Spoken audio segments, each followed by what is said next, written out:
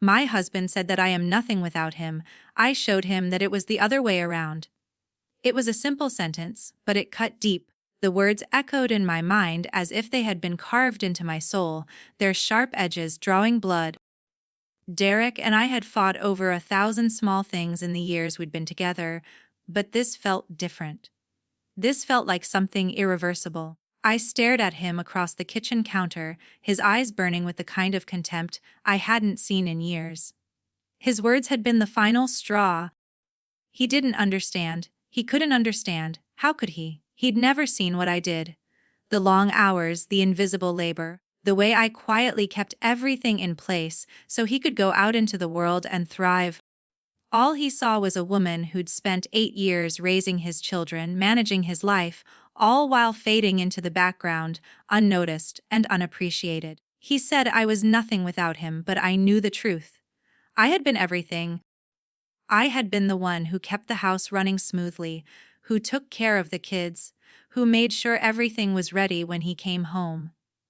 I had been the one who kept his career afloat, writing his presentations, organizing his meetings, handling everything he couldn't be bothered with. I was the one who made him look good, and yet I had never once been given credit. "You're right," I said, my voice cold, controlled. "I am nothing without you." I let the words hang in the air between us. "But you're nothing without me," he scoffed, shaking his head like I was some foolish woman who didn't understand her place. But that night, I started planning. Derek had no idea how much I had done for him over the years. The countless little things that kept his life running, the systems I had put in place to make sure he never had to think about the details. He didn't know how I had managed everything, from his emails to his travel arrangements, from his expenses to his clients. He had no idea how much of his success was built on my invisible support. So, I decided to stop. The next morning, there was no coffee brewing, no clothes laid out for him, no lunch packed. When he asked about his tie for his big presentation, I told him I didn't know. Maybe he should keep track of his own things. I watched him scramble, trying to find a backup tie, looking for his laptop, panicking when he realized I hadn't charged his devices. It was all too easy. He hadn't even realized the extent of his dependence on me. By the time he called me at 10 in the morning, his voice cracking with panic, I was already preparing for my next move. "What's wrong?" I asked, feigning concern. "My presentation. It's not on my laptop. The backup USB. Where's the backup?" "I don't know what you're talking about," I said, my voice ice cold. "Maybe you should figure it out." Derek had always prided himself on being organized, a leader, a mover and shaker. But without me, he was nothing more than a man stumbling in the dark. And I was going to let him stay there for a while. It wasn't about revenge. Not at first. It was about showing him the truth. Showing him what I had been doing all along, the silent work that had kept his world from falling apart. I wanted him to see it, to feel it, to finally understand. But I didn't anticipate how much it would hurt me to watch him crumble. He came home that evening, angry and desperate, demanding to know what I had done. "You sabotaged me," he said, his voice trembling with frustration. I looked him in the eye and said, "How could nothing sabotage something?" He had told me I was nothing without him. I had shown him that it was the other way around. I watched Derek fumble through his routine, looking for the things I usually took care of for him. His panic was palpable, but I didn't feel sorry. Not yet, anyway. The coffee pot sat unused on the counter, and his clothes lay crumpled on the bed where I had left them, untouched. The tie he always wore for his big presentations, his lucky tea, was nowhere to be found, and he hadn't even noticed I hadn't set his bag out by the door.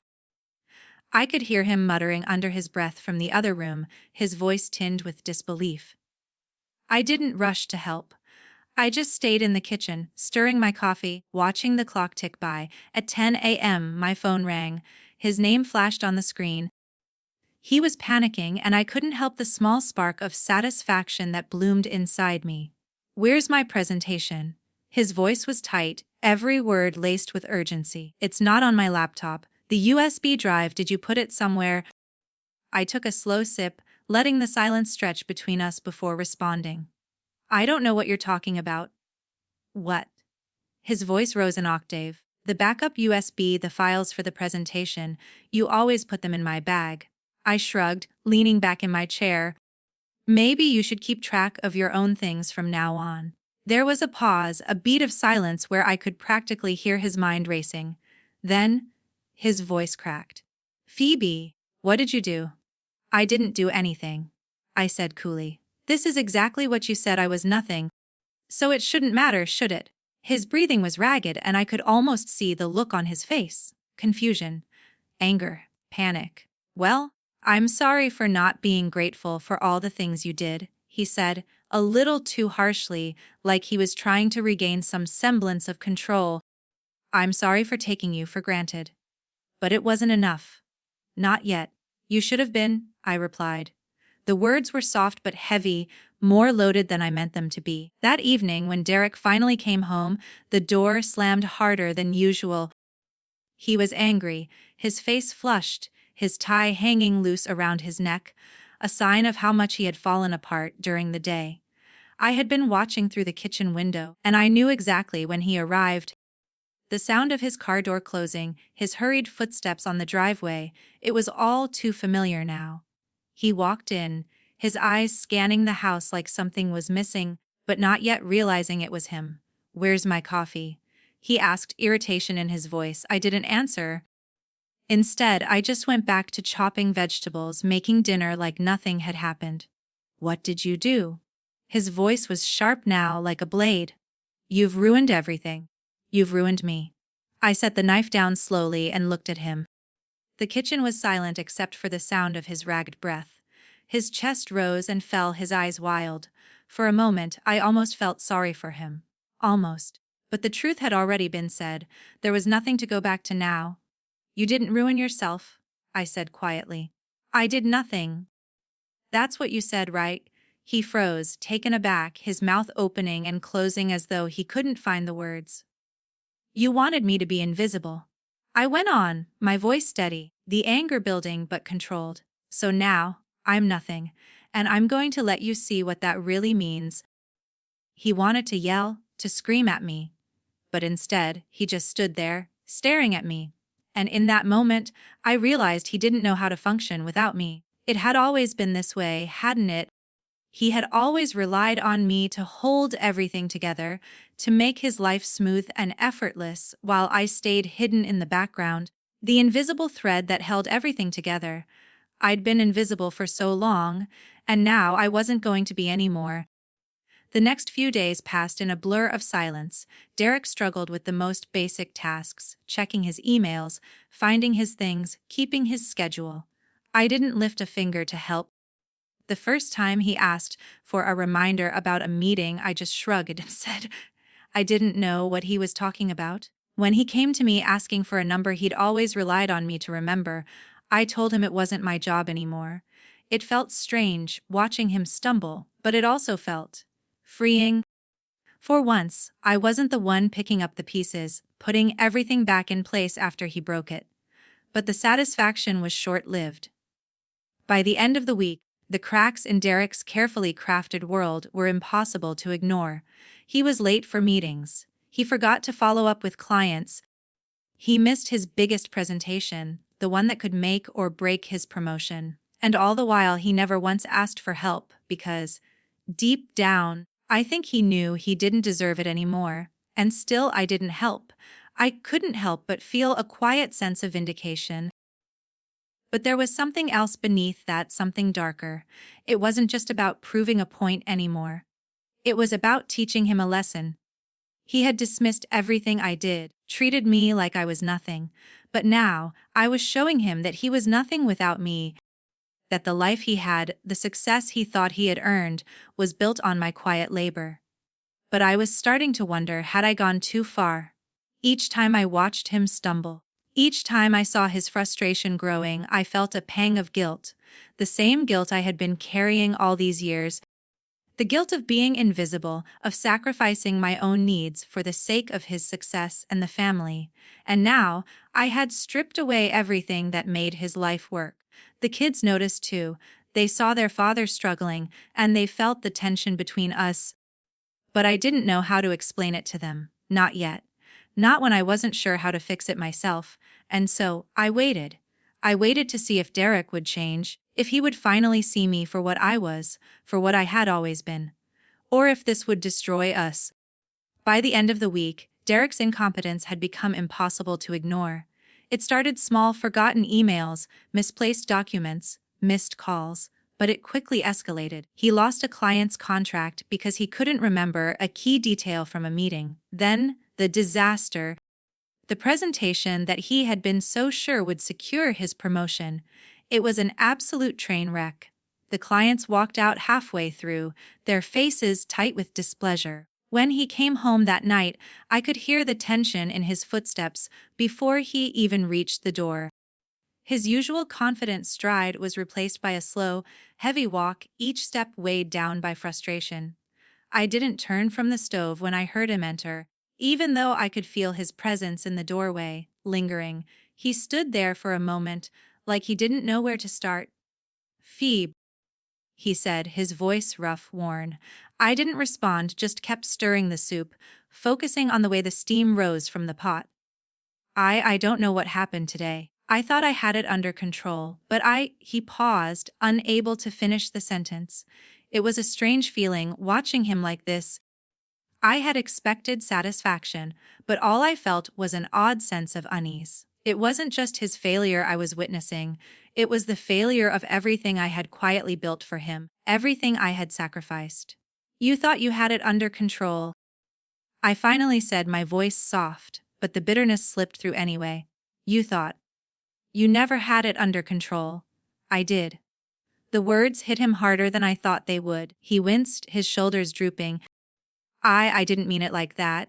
He stammered, but I could hear the desperation in his voice, the panic starting to settle in. "Please, Phoebe. I'm trying. I don't know how to fix it." I set the spoon down, taking a breath. This wasn't how I had imagined it. I had imagined him begging me for help, admitting that he had been wrong. I had imagined him groveling, acknowledging everything I had done. But instead, I saw something I hadn't expected: fear. Fear that his life, the one he had built on my silent labor, was crumbling. "Fix it?" I asked, turning to face him.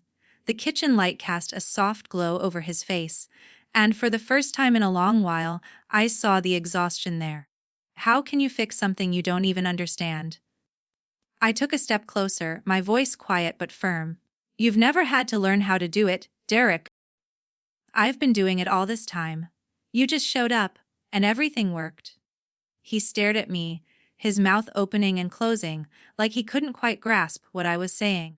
His mind was racing, trying to piece it together, but it wasn't there. "Not yet. I didn't know," he muttered, shaking his head. "I didn't know you were doing all of that." He looked lost, defeated. "But Phoebe, do you think it's easy?" I interrupted, my voice louder than I meant. "Do you think it's easy to stand here, behind the scenes, holding everything up while you get all the credit? Do you think it's easy to give up everything, every dream, every piece of myself, just so you can feel good about what you do?" He looked at me, his face crumpling with confusion and guilt. He had no answer. He could never have one. Not yet. I took a deep breath, my chest tightening. The words I had held back for so long were finally coming out. "I don't want your apology, Derek. I want you to see me. I want you to understand what I've been doing all these years, quietly, without a word. And now, I'm not going to help you anymore. I want you to learn. I want you to learn how much I've been doing, how much I've been carrying, while you thought everything was just fine." He didn't say anything for a long time. His eyes dropped to the floor, and he rubbed a hand over his face, like he was trying to push back the reality of what was happening. I stood there watching him, waiting for something, anything that showed he was starting to understand. But nothing came. Not yet. The next few days were a blur of silence and frustration. Derek's life seemed to fall apart more with every passing hour. He was late for meetings, forgot client names, missed deadlines. He missed an entire dinner with an important client because he didn't know where the formal attire he needed was, because I hadn't reminded him. Each time he asked me for help, I gave him nothing But that evening, something changed. He came home later than usual, his face pale, his tie crooked, his shirt untucked. He walked straight past me and into his office without a word. I heard him rustling papers, slamming things down, muttering to himself. For the first time in a long time, I didn't feel the need to follow him. I stayed in the kitchen, doing nothing. He came out of the office eventually, his shoulders slumped in defeat, his face hollow. "I'm sorry, Phoebe," he said, his voice barely above a whisper. "I know I haven't been the best. I should have appreciated you more.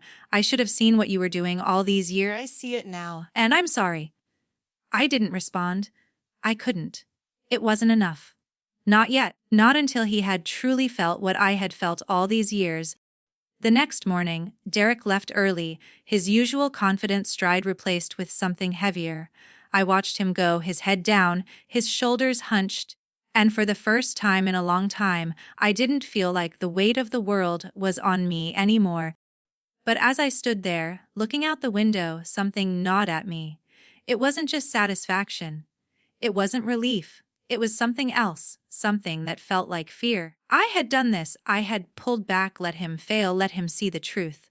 But in doing that, I had hurt him and I had hurt us. I wasn't sure if this was the beginning of his awakening or the beginning of our destruction. And that scared me. But I had made my choice. Now it was time to see what came next. By the end of the week, Derek had finally reached his breaking point. The consequences of his actions were more than just missed meetings or client complaints. They were threatening the very foundation of his career. I could see it in his eyes when he came home that evening. The arrogance he once wore so confidently was gone, replaced by something else, something I hadn't seen in him before, real fear. "Phoebe," he said, his voice strained, as soon as he walked in the door. "I don't know how to fix this. I've tried, I really have, but it's falling apart." I don't know what happened. I was in the kitchen, preparing dinner, but I didn't look at him. I just kept chopping the vegetables, pretending to focus on the task in front of me. I could feel his eyes on me, waiting for something, some acknowledgement, some sign that I would swoop in and save him like I always had before. But this time, I didn't. "You said I was nothing," I finally said, my voice low but steady. "Now, you're learning what nothing feels like." There was silence for a moment, broken only by the sound of the knife hitting the cutting board. I didn't need to look up to know that his face was a mask of confusion and desperation. He had always seen himself as the provider, the one who made the big decisions, the one who held the power. But now that power was slipping through his fingers, and he didn't know how to stop it. "Please, Phoebe," he begged, his voice a little too sharp. "I can't do this without you. I know I've taken you for granted. I know I've treated you like you don't matter, but you do. You matter to me. You don't get it." I interrupted, my voice rising a little. "You never have. You don't understand what it's like to be invisible, Derek. To give everything and get nothing in return. You only saw me when I was doing something for you, when I was making your life easier. But I'm done with that now. You have to learn how to do it on your own." He stood there for a long time, saying nothing. His eyes were wide, like he was finally realizing something he had ignored for years. I could see the weight of everything crashing down on him, and part of me almost felt sorry for him. Almost. But I couldn't go back. Not after everything he had said, everything he had taken for granted. Derek left for work the next morning with a heavy step, his usual self-assurance gone. He was starting to realize that without me, he was floundering. The universe he had built around himself, the one that relied so heavily on my silent work, was crumbling. But as much as I wanted to feel some kind of triumph, all I felt was a cold emptiness. This wasn't the victory I had imagined. By midweek, Derek's incompetence was becoming more noticeable. He was late to every meeting, forgot important details, and missed deadlines. The clients he had once charmed with his polished presentations were now annoyed with him. It was like watching a slow-motion train wreck, but I didn't feel the satisfaction I thought I would. Instead, a knot of guilt started to form in my stomach. On Wednesday evening, Derek came home later than usual, and I could tell he was different. His eyes were red, rimmed, his tie crooked, his shirt untucked. He looked like a man who had given up. "I can't do it anymore," he said as soon as he walked through the door. There was no anger in his voice now, just exhaustion. "I can't keep up with everything. I don't know what to do. I don't even know who I am without this job." I put the knife down again, taking a moment to look at him. This was the man who had once prided himself on being in control, on being the one who provided, but now he was lost, and all I could think about was how I had warned him this would happen. "You don't know who you are?" I asked, my voice colder than I meant it to be. "Maybe that's the problem. You've spent so long defining yourself by what I do for you that you've forgotten how to stand on your own." He ran a hand through his hair, looking defeated. "I never realized how much you did, Phoebe. I never appreciated it, and now it's all falling apart and I can't fix it. I can't fix myself." I stood there for a moment, my heart beating in my chest. Part of me wanted to rush to him, to comfort him, to tell him everything would be okay. But I couldn't, not yet, not until he understood the gravity of what had happened. "You're right," I said slowly. "You can't fix it, not by yourself. But you have to try." Derek didn't say anything more that evening. He just sat at the kitchen table, staring at the bills, the papers, the mess of his life that had been left in chaos. I had been the one holding it all together, but I had let go. Now it was up to him to figure it out. The following morning, Derek left early, and the house was quiet again. The silence felt different this time, heavier. I could feel the weight of what I had done. I had made my point. But now that I had proven I was indispensable, I wasn't sure how much longer I could keep up the charade. The kids noticed the tension, too. They had seen Derek's mood shift, had watched the way he wandered around the house, distracted and distant. They didn't understand what was going on, but they could feel the change. The atmosphere was thick with something unspoken, and I wasn't sure how to fix it. That night, after the kids were in bed, I sat in the living room, staring at the darkened walls. My phone buzzed with a message from Jessica, asking how things were going. I didn't respond. I didn't know how to explain what I was feeling. I had wanted Derek to understand my worth, to see how much I had contributed. But now that I had taken a step back, I wasn't sure what came next. Had I gone too far? Was this really the lesson he needed to learn, and at what cost? As I sat there, the answers seemed further out of reach than ever. The days after Derek's breakdown were a strange blur of silence and low, simmering tension. I kept my distance, not because I was angry, but because I wasn't sure what else to do. He wasn't the man I had married anymore, and neither was I. The life we had built, everything I had silently supported, everything I had made work had fallen apart.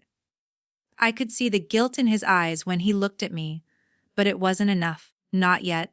The kids, however, didn't understand. They could feel the change, but their world was still mostly the same. Thea still asked me why Daddy wasn't smiling as much, why he was quieter now. I'd tell her that sometimes grown-ups had problems, but we were working on it. I knew that wasn't enough, but what else could I say? By Friday, Derek had stopped coming to me for help. He was trying his way, but he was still lost, fumbling through his days like a man trying to put together a jigsaw puzzle with half the pieces missing. And that's when it hit me. I had made my point. He understood, at least on some level, what I had been doing all along. But that wasn't enough for me. He needed to do more than understand. He needed to change. It was clear that he was drowning. His professional reputation was in tatters, his confidence shattered. The stress was taking its toll. When I saw him sitting at the kitchen table one evening, his hands trembling as he looked at the bills, I realized that I wasn't the only one who had been silently holding things together all this time. He had been too. But now, neither of us could hold on. I had been giving everything, expecting him to see me. But now, I needed to see him, truly see him, without the anger or the resentment clouding my judgment. Maybe that's what we both needed, to see each other, truly and fully, for the first time in years. "I don't know how to fix this," Derek admitted that night, his voice cracked and small. "I don't know how to fix myself, Phoebe. I don't even know who I am anymore. I've let everything fall apart. The words hit me harder than I expected. He wasn't just apologizing for his mistakes. He was apologizing for himself, for who he had become. I had spent so much time waiting for him to acknowledge what I did, but I had never really asked him what he needed. What did he want from me now that everything had crumbled? What did I want from him? "I'm trying," he said, his eyes avoiding mine. "I don't know if I can fix this, but I'm trying. Please, please help me." I wanted to say yes. I wanted to tell him I would help him, that everything would be okay. But I couldn't, not yet. Not until I knew that we could start rebuilding from a place of honesty, not just fear. "I can't keep doing this for you, Derek," I said softly. "I can't carry all of this alone anymore. You have to do the work. You have to figure out who you are, what you want, what you need from me. I can't be your crutch anymore." The silence between us was heavy, a tangible thing pressing down on both of us. I wanted him to understand. I wanted him to realize that I wasn't just his partner in name, I had been his partner in everything. But for so long, he had only seen me as someone who existed to support him, to make his life easier. I had let him see me that way because I thought it was what he needed, but I was wrong. "I don't want you to fix me," he said after a long pause, his voice almost pleading. "I just want to fix us. I don't know if I can ever make up for everything, Phoebe, but I'll spend my whole life trying if you'll give me the chance."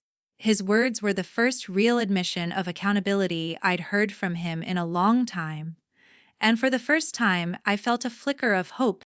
Maybe there was a way out of this mess. Maybe we could rebuild, but only if we both faced the truth about ourselves and about each other. I didn't answer him right away. Instead, I turned back to the dishes, the quiet clink of plates filling the silence between us. I needed time to process what he had said. It wasn't enough. Not yet. But it was a start. The next few days passed in a haze of small moments, quiet apologies, and half-formed conversations. Derek was still struggling with the basics of his work, and I watched him with a mix of frustration and something else, something that made my heart ache. He was trying in his own way, but it was clear that he didn't know how to fix what had broken between us. I started to wonder if maybe he had been right all along. Maybe I had been too much of a fixer, too much of a caretaker, and not enough of a partner. Maybe I had been so focused on making sure everything worked that I forgot to check if I was getting what I needed in return. It wasn't just about his career falling apart anymore. It was about us, about the years we had spent together, and how we had both gotten lost along the way. How we had both failed each other in different ways. And in that moment, as Derek sat at the kitchen table staring at the bills, I realized something: we could fix this. But only if we both stopped hiding. Only if we both showed up, not just for each other, but for ourselves. "I'm not going to fix this for you, Derek," I said quietly, my voice calm but firm. "But I will help you. And I'll help myself too. We have to do this together." For the first time in weeks, Derek met my eyes. His expression was soft, vulnerable, something I hadn't seen in a long time. It wasn't the arrogant man I had known. It was the man who had fallen apart and was willing to try to put himself back together. "I don't know where to start," he admitted. "Start with the truth," I said. "Start with what you really need from me." And maybe, just maybe, that was the first step toward fixing what had been broken. Not just his career, not just our marriage, but us. The following week was a blur of half-formed conversations and awkward silences. Derek had started to pull himself together, or at least, that's what I told myself. He was trying, but it didn't feel like enough. Not yet. We didn't talk much about the things that had happened. There was an unspoken understanding between us that this was a time for action, not words. Derek began to work on himself slowly. He started reading books on leadership, on managing his time, on how to handle stress. I could see him making an effort to rebuild what he had lost, but the cracks were still there. The fear was still there. I had stopped doing everything for him. I wasn't making his coffee in the morning, wasn't organizing his schedule, wasn't checking his emails. I wasn't the one who reminded him about meetings anymore. Every day, he seemed a little more lost, and part of me couldn't help but feel a small, bitter satisfaction. But that satisfaction started to sour. The guilt came creeping in, soft and quiet, and I realized just how much of myself I had tied to making him see me, making him understand. But what if he never did? What if, after all this, he still couldn't see what I had done? The silence between us had become unbearable. We were in the same house, under the same roof, but we might as well have been miles apart. We passed each other like ghosts, existing in parallel worlds, barely touching, barely connecting. Then, one evening, Derek came to me. His eyes were different this time, not frantic, not lost in panic, but something else. Something that made my chest tighten. "Phoebe," he said, sitting down beside me. "I want to talk." I didn't answer right away. I was still processing the weight of everything that had happened, everything I had put us through. But I nodded, silently telling him to go on. "I've been thinking," he started, his voice quiet. "I don't know if I can ever fix what I've done, but I'm trying to understand.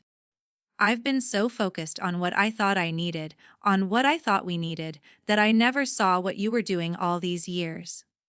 I never saw you." His words landed in the air between us, heavy and full of regret. I felt a lump rise in my throat, but I didn't let it show. I couldn't. "Not yet. I know I've taken you for granted," Derek continued, his voice breaking a little. "I've treated you like you were just there. But you weren't just there, Phoebe. You've been everything, and I didn't appreciate that." I wanted to say something, wanted to tell him that his words weren't enough, that they didn't fix everything. But when I looked at him, really looked at him, I saw something in his eyes that I hadn't seen before. It wasn't just guilt, it was a quiet understanding. He wasn't just apologizing anymore. He was acknowledging the truth. "Thank you for saying that," I finally said, my voice barely a whisper. "But I don't know if that's enough. You can't just say the words. You need to show me." He nodded slowly, and for the first time in a long time, I believed he meant it. But I couldn't let myself get caught in the hope again. Not yet. Not until I saw the change. We didn't speak much that night. The kids were asleep and the house was quiet again. But it wasn't the same kind of quiet. It wasn't the heavy, oppressive silence that had filled the space between us for so long. It was different, almost peaceful. The next few days, Derek kept working on himself. He started taking on more at home, doing the little things, making his own coffee, keeping track of his own meetings, checking his emails without me reminding him. But it wasn't just the tasks that were changing. There was a shift in the way he saw me, a shift in the way he saw himself. He was no longer relying on me to hold everything up for him, and I realized something. I had stopped trying to prove my worth to him. Instead, I was proving it to myself. It wasn't easy, of course. There were moments when I wanted to help him, when I wanted to slip back into my old role of fixer, of caretaker. But I held back because I knew that if I did it for him, he would never learn. And then something unexpected happened. Derek came home one evening, looking different, more tired, yes, but also more grounded. He had been to an interview, his first real attempt to start rebuilding his career from scratch, and I could see the difference in him. He wasn't the same man who had left weeks ago, the one who thought everything would just work itself out. He was the man who had learned what it meant to struggle, to rebuild from nothing. "I don't know if I got the job," he said, his voice cautious. "But I think I finally understand what you were trying to show me." I didn't respond immediately. I didn't need to. The weight of his words hung between us, but it was different now. It wasn't just an apology. It was an acknowledgement, an understanding of what I had been trying to teach him all along. That night, we sat down to dinner together, a small, quiet meal, just the two of us. The kids were in bed, and for the first time in a long time, we were just there, together. It wasn't perfect, but it was something. It was a start. "I'm proud of you," I said softly, my voice steady. "But you're not done yet." He smiled then, the first real smile I'd seen from him in weeks. "I know," he said, "but I'm getting there." For the first time in a long time, I believed him. We both had a long way to go, but I was starting to believe that maybe, just maybe, we could rebuild this together. The days following Derek's first real steps toward change were filled with a mix of hope and uncertainty. We both knew the road ahead wouldn't be easy, but there was a new sense of purpose between us, a quiet understanding that hadn't been there before. Derek had started going to therapy, and while it wasn't a magical fix, I could see the difference in the way he approached things. His efforts were real now, not just for me, but for himself too, and I couldn't help but admire that. But it wasn't enough to just go through the motions. We were starting to rebuild, but there were still gaps. Things weren't magically fixed. Just because we had acknowledged the problems, we had to keep doing the work. One afternoon, Derek came home early, his expression a little too calm for my liking. I was sitting at the kitchen table, going over some freelance work, when I heard him enter. "I got the job," he said, his voice quiet but proud. I looked up, momentarily stunned. For the first time in months, Derek had achieved something on his own. He hadn't just leaned on me or relied on the connections I'd helped him with. He had fought his way back. "I'm proud of you," I said, my voice soft, and I meant it. His smile was tentative, but there was something in it I hadn't seen in a long time. "I'm not done yet, Phoebe. But this feels like a step in the right direction." I nodded. It was a step, but not the end of the journey. Not by a long shot. But what struck me most in that moment wasn't his achievement. It was how we both seemed to be, for the first time, working side by side, not just as partners, but as equals. I had spent so many years feeling like I was carrying the weight of our lives on my own, silently making sure everything worked. But now, Derek wasn't just standing beside me, he was standing with me. The next few weeks were a slow process of adjusting to this new dynamic. Derek started taking on more responsibility at home, handling the kids' school runs, cooking dinner on the nights I had late work calls. He wasn't perfect at it, not by a long shot, but he was trying, and that effort, however imperfect, felt like more than I had ever gotten from him before. He was there, truly present, and that made all the difference. Our conversations became less about blame and more about what we needed from each other. There were still moments of tension, moments when I felt the weight of old resentments bubbling to the surface, or when Derek would slip back into old habits of avoidance. But those moments were fewer now. We were learning how to communicate, how to share what we needed without fear of rejection or ridicule. Then came the weekend we had both been dreading. It wasn't a huge event, not in the way that a wedding or a birthday would be, but it felt just as significant. We were attending a family gathering at Derek's parents' house, and we both knew the conversations that would happen. We knew his parents would ask questions. They always did. And we knew they would notice the difference in him, notice that he wasn't the same Derek they had always known, the one who had always been so confident, so in control. As we drove there, the tension in the car was palpable. I could feel Derek's nerves radiating through the air, his hands gripping the wheel tighter than usual. I knew he was worried about how his parents would react to the changes in him, how they would react to his career setbacks, his more humble job. And I was worried too, but for a different reason. I wasn't just worried about their judgment, I was worried about how I would handle the judgment I feared I would face. We had both built up this idea of what our lives were supposed to look like. But now, nothing about it was the same. When we arrived, his mother greeted us with her usual air of polished politeness, but there was something sharper in her gaze this time. I could feel her eyes on us, assessing us, as though she was trying to read between the lines of what had changed. Derek's father, ever the stoic one, didn't say much at first, but I could tell he was quietly observing too. The conversation started innocently enough, with questions about work and the kids, the usual small talk. But it wasn't long before his mother asked the question I had been dreading. "So, Derek, how's work going? You must be so busy with the new position." Derek hesitated for a moment, and then he gave an answer that wasn't the one I had expected. "It's different, Mom. It's not the same as before. But I'm grateful for the opportunity." His mother didn't miss a beat. "I'm sure it's a bit of an adjustment," she said, her voice too casual to be entirely kind. But it's good to see you working again, Derek. I always knew you'd bounce back.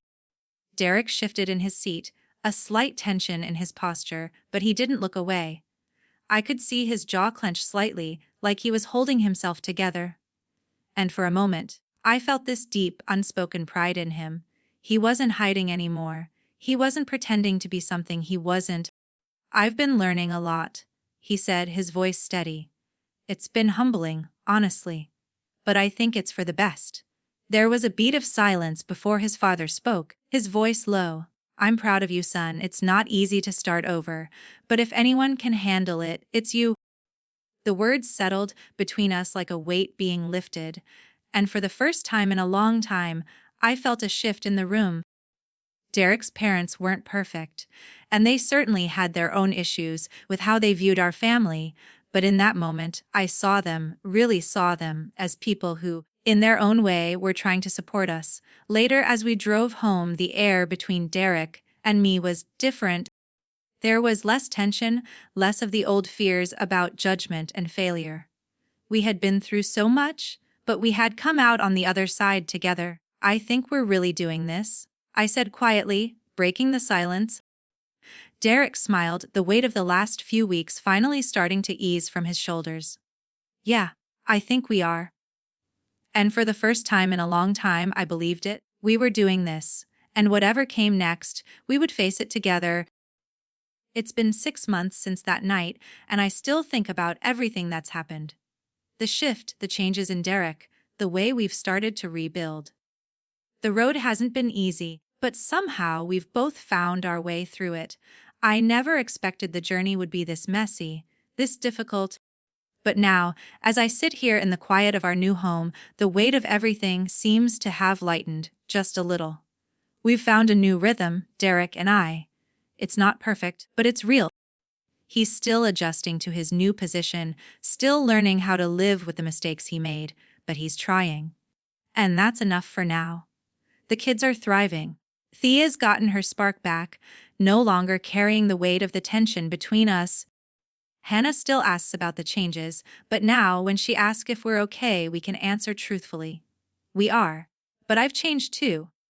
The woman who would have quietly carried the weight of it all, the woman who would have stayed hidden in the background, is no longer here. I've learned to ask for what I need, to not be afraid of saying, "I can't do this alone." I've found my own strength in the quiet moments when I realize just how far I've come. And for the first time in a long time, I'm not just supporting Derek, I'm supporting myself. The other day, I was sitting in the living room, reading over a new freelance project, when Derek came in, holding a stack of bills and papers. He sat down beside me, his brow furrowed as he looked over the numbers. He was still learning how to handle things on his own, but now he wasn't just asking me for the answers. He was figuring things out for himself. "Phoebe," he said quietly, after a long pause, "I want you to know that I'm not just doing this for you. I'm doing it for me, too." I didn't say anything at first.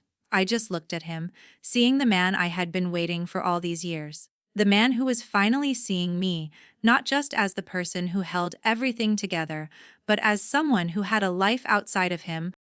And the realization hit me harder than I expected. He wasn't the only one who had changed. I reached over, taking his hand in mine. "I know," I said, my voice steady. "And I'm proud of you, but I'm proud of me too." We sat there for a moment, the sound of our breathing the only thing filling the space between us. It wasn't perfect, but it was enough. We had both made mistakes, both hurt each other in ways that still stung, but we had learned from it. Together, the kids came home from school later that afternoon, and I watched them race into the house, their laughter filling the air. I could feel a warmth spreading through me, not just from the joy of seeing them happy, but from the understanding that we were making it through this one day at a time. The hard part wasn't over, but it was better now. We had a foundation, shaky as it might still be, but it was ours. I glanced over at Derek, who was sitting across from me, his eyes soft with something like contentment. There was no more pretending, no more hiding. We had learned to face the truth, even when it hurt, and now I think we were finally ready to build something new. I think we're going to be okay, I said quietly, more to myself than to him. Derek met my gaze, a small smile tugging at his lips. Yeah, he said, I think we are. It wasn't the grand resolution I had once imagined. There were no perfect moments, no easy answers. But there was something better than that. There was understanding, and there was hope, and that was more than enough. We weren't perfect, but we were real, and for the first time in a long time, that felt like enough.